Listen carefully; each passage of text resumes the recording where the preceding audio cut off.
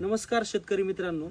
तर आज आपल्या नर्सरीला संपत बाढळे साहेबांनी व्हिजिट दिलेली आहे. त्यांनी काही त्यांच्या शेतजमिनीसाठी रोपे बुकिंग केलेले आहेत. तर आपल्या नर्सरीबद्दल आणि आपल्या संपूर्ण इथल्या नर्सरीचे व्यवस्थापन आहे त्याच्याबद्दल काही दोन शब्द सांगतील.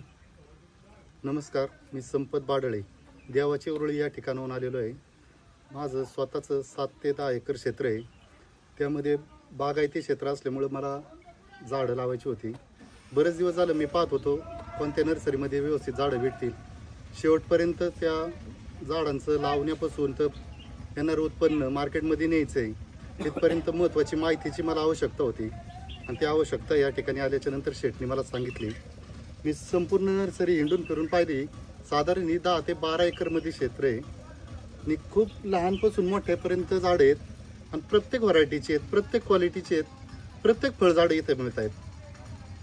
त्याच्यानंतर मी नारळाची झाडं घेतली, आंब्याची झाडं घेतली, डायरेक्ट फळं लागली, चंदनाची घेतली. बऱ्याचशा झाडांना त्यात माल आलेला आहे, फळं आलेली आहेत. जांभळाची झाडं घेतली आणि चांगल्या क्वालिटीची. आणि ते झाडं आता फार लावण्यापासून तर ते मार्केटपर्यंत फळ त्याचं जाण्यापर्यंत जे नियोजन आहे, मार्गदर्शन आहे, हे शेठने मला केलेलं आहे.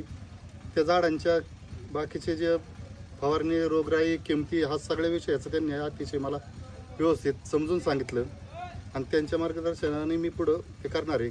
आत्ता त्यांच्याकडनं बरीचशी झाडं मी जवळजवळ साधारण 1000-1200 झाडं घेतलेली आहेत. ही झाडं लावून ही झाडं आता पुढं कशी येते, त्यांचं कितपत बोलल्याप्रमाणे होतंय हे पाहून मी पुन्हा एकदा नवीन ठिकाणी लावण्यासाठी व्हिजिट देणार आहे.